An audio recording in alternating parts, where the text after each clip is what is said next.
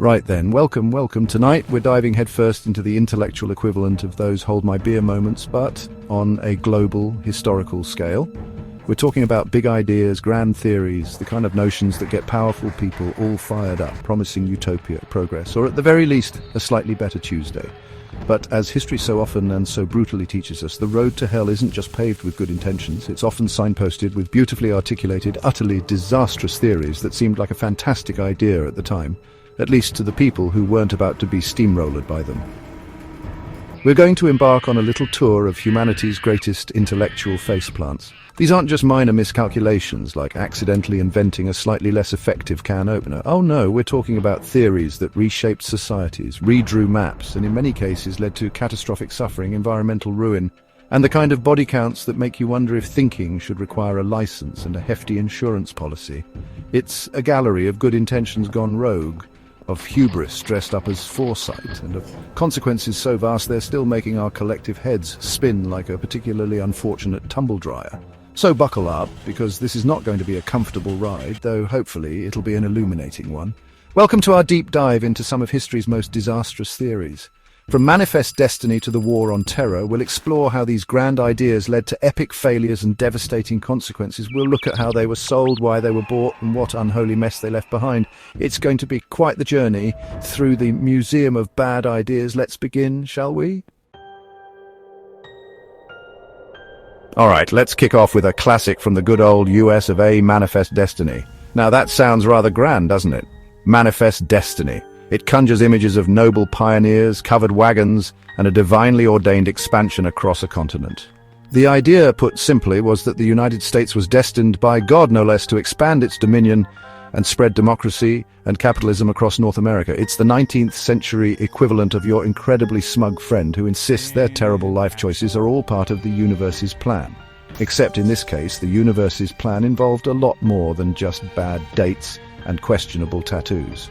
The problem with destiny, especially when it's manifest, is that it tends to be a bit inconsiderate of anyone already, in the path of said destiny. In this case, that was hundreds of indigenous nations who had been happily unmanifesting their own destinies for centuries. But details. When God is apparently on your side, giving you the divine thumbs up to take whatever land you fancy, who are you to argue? It's like getting a celestial blank check. And boy did they cash it with gusto, conveniently overlooking the fact that the account they were drawing from belonged to someone else entirely. And when we say inconsiderate, what we actually mean in less polite terms is genocide. The expansion westward under the banner of Manifest Destiny wasn't a gentle migration. It was a brutal, sustained campaign of violence, displacement, and extermination against Native American populations. We're talking massacres, forced marches like the Trail of Tears, deliberate starvation policies, and the systematic destruction of their way of life. It's a horrifying chapter, often glossed over with tales of plucky settlers, conveniently omitting the part where settling frequently involved ethnic cleansing on a continental scale. It wasn't just a human tragedy either, it was an ecological one. Central to the lives of many Plains indigenous tribes was the American bison or buffalo. There were tens of millions of them. Manifest Destiny and the railroads that came with it brought about their near extermination. This wasn't just sport, it was a calculated military and economic strategy. Kill the bison, and you cripple the indigenous resistance, break their spirit, and destroy their food supply. It was ecocide as a tool of conquest, a truly monstrous way to clear the land for progress and a few more acres of farmland. The scale of the bison slaughter is genuinely difficult to comprehend. Professional hunters, encouraged by the government, killed millions. They'd take the hides, sometimes just the tongues, and leave carcasses to rot by the thousands. Trains would literally stop to allow passengers to shoot bison from the windows for fun. It was an orgy of destruction, transforming a keystone species into a scarce novelty in a matter of decades. Imagine the ecological devastation, the sheer mind-numbing waste, all in service of this grand destiny that somehow required turning prairies into boneyards.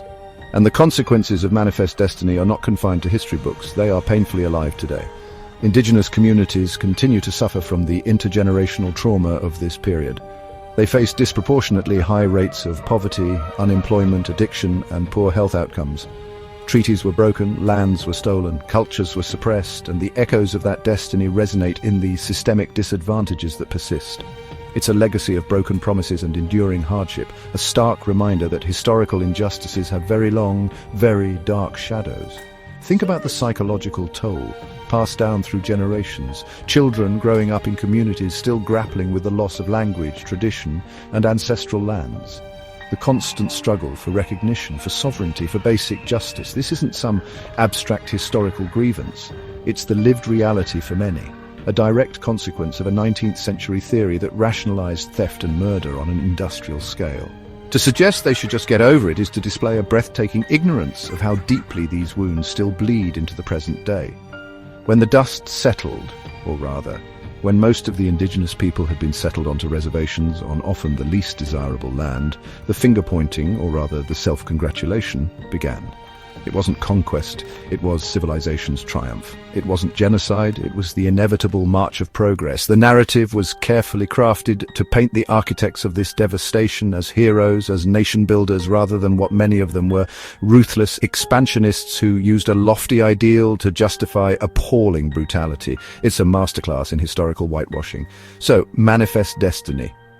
A lovely aspirational phrase that, in practice, meant the violent dispossession and near annihilation of one group of people for the benefit of another, all wrapped up in the comforting blanket of divine will. It's a stark reminder that when someone tells you their land grab is destiny, it's probably a good time to check your locks and call a lawyer, or perhaps an army. It set a rather grim precedent for how grand ideas can often be just pretty packaging for some truly ugly ambitions. Next up, let's talk about something that sounds a whole lot less like divine intervention and a lot more like a plumbing diagram, trickle-down economics. The theory that if you just make the rich even richer, their wealth will magically cascade down to everyone else. It's like a champagne fountain, they say, where the bubbly overflows from the top tier and fills all the glasses below. A beautiful image, isn't it? Elegant, sophisticated, and promising a little bit of that high-life sparkle for us common folk. The core idea, often dressed up in fancier terms like supply-side economics, is that cutting taxes on corporations and high-income earners will incentivize them to invest more, create jobs and boost the economy for everyone. They'll build factories, they'll hire legions, they'll innovate us all into prosperity. It's a seductive argument, especially if you're one of the people whose taxes are about to be slashed. For everyone else, it's more like being told that if your upstairs neighbor gets a swimming pool, your apartment will somehow become less prone to flooding. So, what happened when this theory was put into practice, most famously by Reagan in the US and Thatcher in the UK, and then repeatedly thereafter? Well, spoiler alert, the champagne largely stayed at the top. Or if it did trickle, it was more like a slow, reluctant drip, often landing in an offshore account rather than in the pockets of the working class. The data on wealth disparities since the heyday of trickle-down is, to put it mildly, alarming. The rich got significantly richer, astronomically so in some cases, while wages for most people stagnated or barely kept pace with inflation. Instead of a surge in well-paying jobs for the masses, what many countries experienced was a hollowing out of the middle class, a decline in union power, and a shift towards a gig economy with less security and fewer benefits. The promised investments often translated into stock buybacks, which boost share prices for existing owners, or mergers and acquisitions, which often lead to job cuts, not creation. It turns out that giving wealthy people more money doesn't automatically make them benevolent job creators. Sometimes it just makes them wealthier people with more money. Shocking, I know. And here's a particularly grim consequence that's starting to emerge in some of the wealthiest nations that fervently embrace this model declining life expectancy for the working class. Yes, you heard that right. In countries awash with unprecedented wealth at the top, those at the bottom and even in the middle are, in some cases, living shorter lives. This is often attributed to deaths of despair, suicide, drug overdoses, alcohol-related liver disease, alongside the erosion of public services and affordable healthcare, all while the yachts get bigger and the private jets more numerous. The proponents of trickle-down, of course, have a veritable smorgasbord of excuses when confronted with its rather underwhelming, if not disastrous, results. Oh, it wasn't trickle-down economics, they might cry. Or external factors, globalization, the internet, the dog ate the homework. Sometimes they even have the audacity to suggest that the problem is that the tax cuts weren't for the rich, like a doctor prescribing more leeches when the patient is already pale and weak. It's a masterclass in blame shifting and goalpost moving. One common refrain is that it creates a better business climate, and perhaps it does if your business is primarily about minimizing tax obligations and maximizing shareholder returns in the short term. But for the average citizen, the climate often felt less like a balmy day of opportunity and more like a prolonged period of wage stagnation, job insecurity, and watching public services crumble while being told it's all for their own good. It's the economic equivalent of being told to tighten your belt, while the person next to you loosens theirs to accommodate a 7-course meal.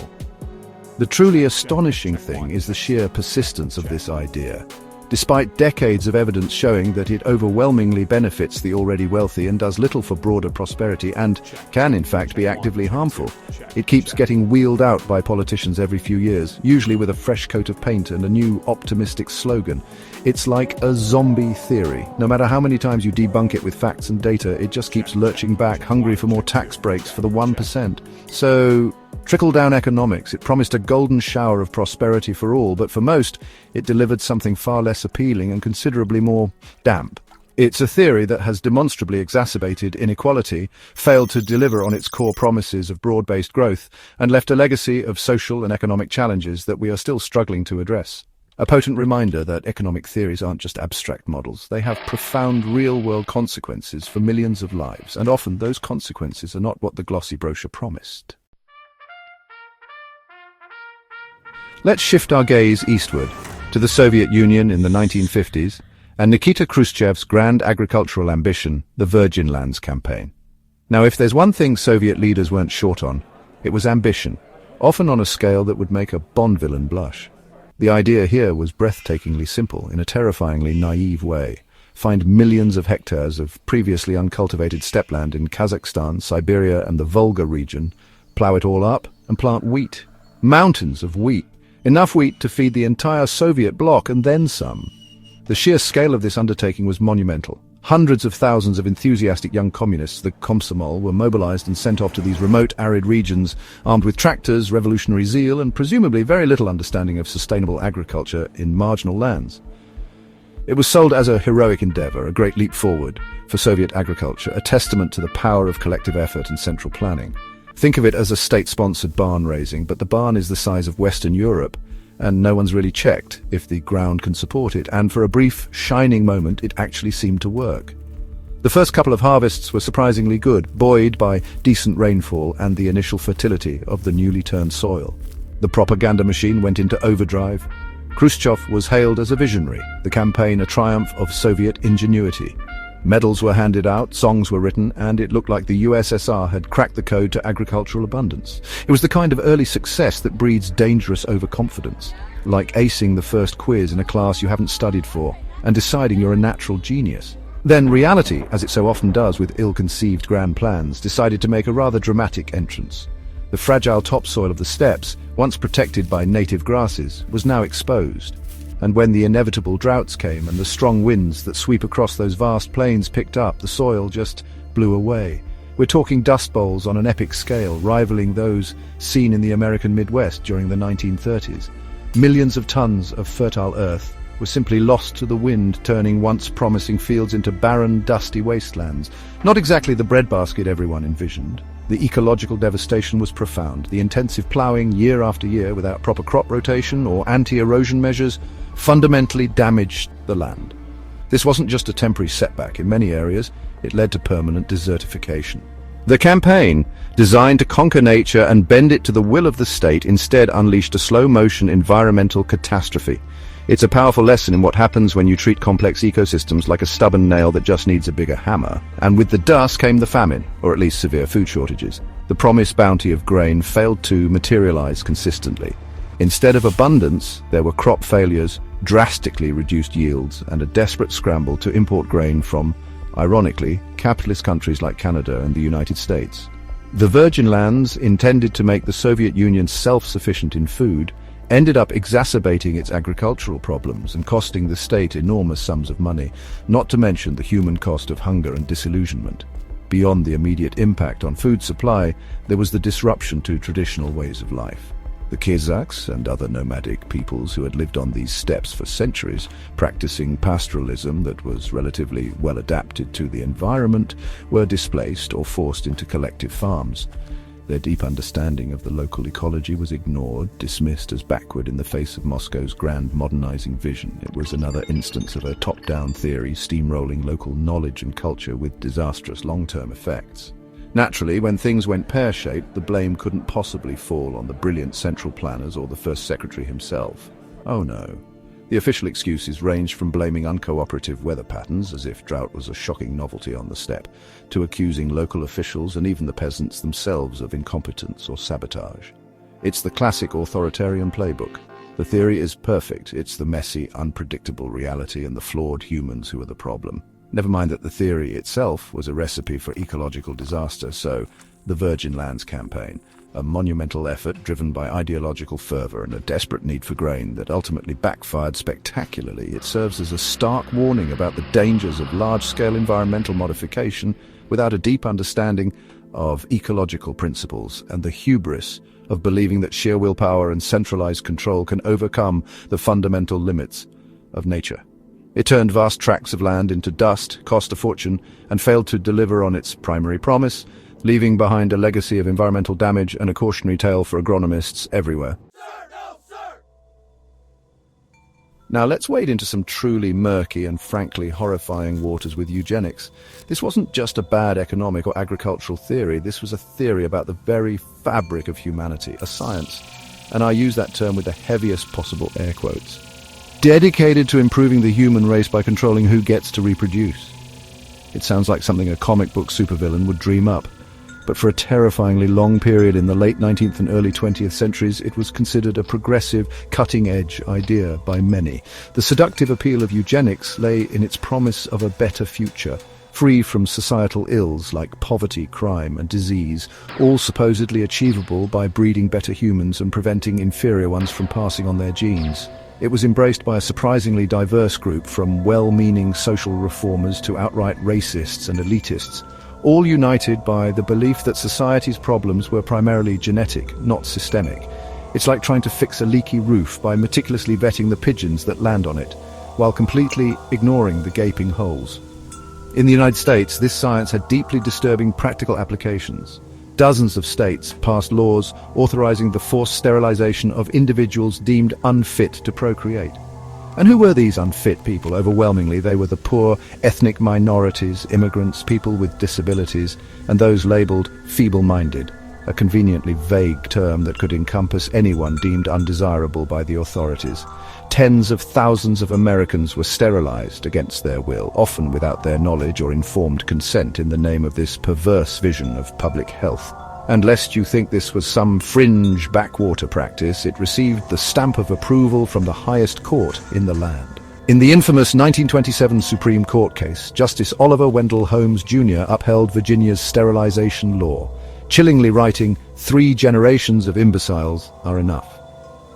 This legal precedent gave a green light to eugenic sterilization programs across the country, legitimizing a practice that was a profound violation of human rights, all under the guise of scientific progress and societal betterment. It's a truly dark stain on American jurisprudence. Then, of course, that there's the most monstrous culmination of eugenic ideology, the Nazi Holocaust.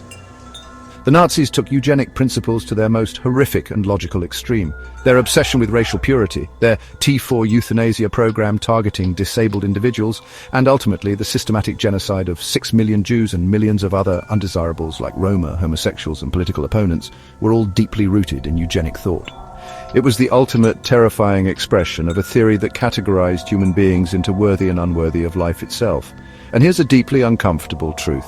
Nazi eugenicists explicitly drew inspiration from American eugenics programs and legislation. They studied US sterilization laws and racial segregation policies.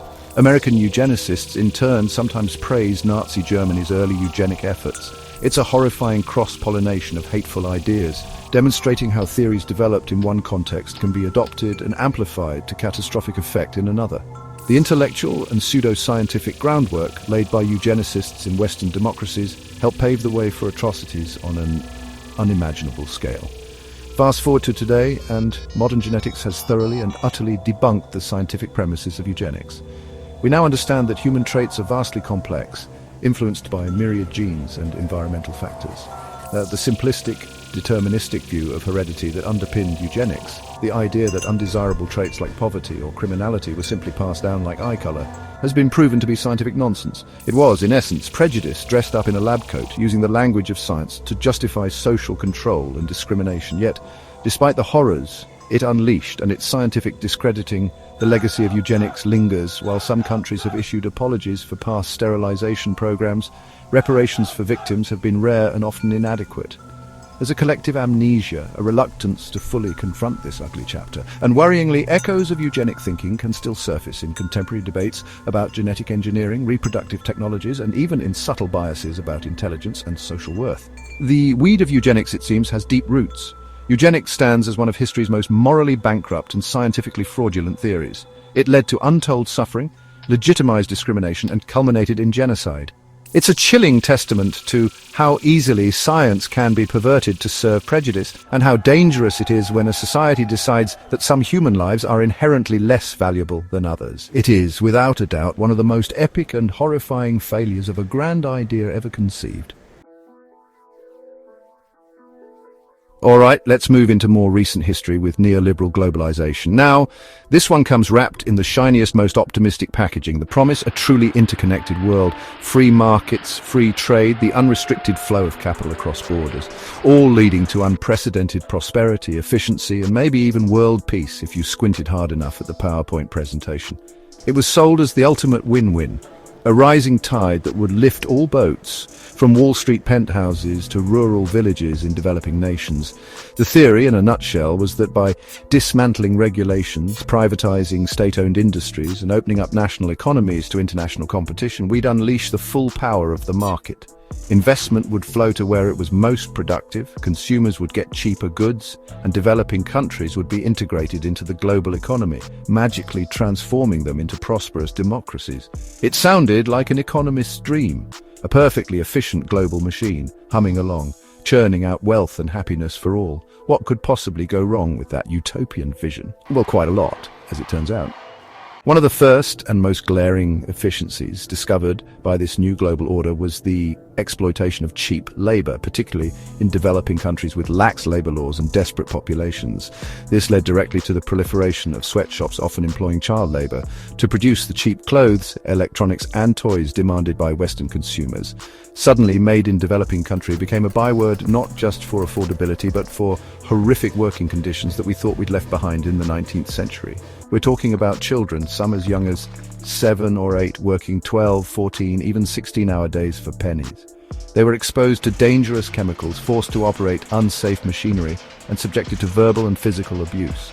All this to keep production costs infinitesimally low, so that multinational corporations could maximize their profits and consumers could enjoy ever cheaper goods. It's a brutal calculus where the price of a t-shirt in the West is subsidized by the stolen childhood and health of a worker thousands of miles away. Then there's the environmental toll.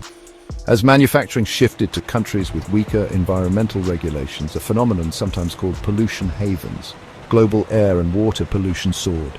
Factories pumped out toxins with impunity, rivers turned into industrial sewers, and skies over major manufacturing hubs became permanently choked with smog. This wasn't an unforeseen accident. It was a predictable consequence of a system that incentivized companies to cut costs by externalizing environmental damage onto communities that had little power to resist. And let's not forget the carbon footprint of these vastly extended global supply chains. Your average smartphone or pair of sneakers might contain components sourced from a dozen different countries, assembled in another, and then shipped halfway across the world to reach you.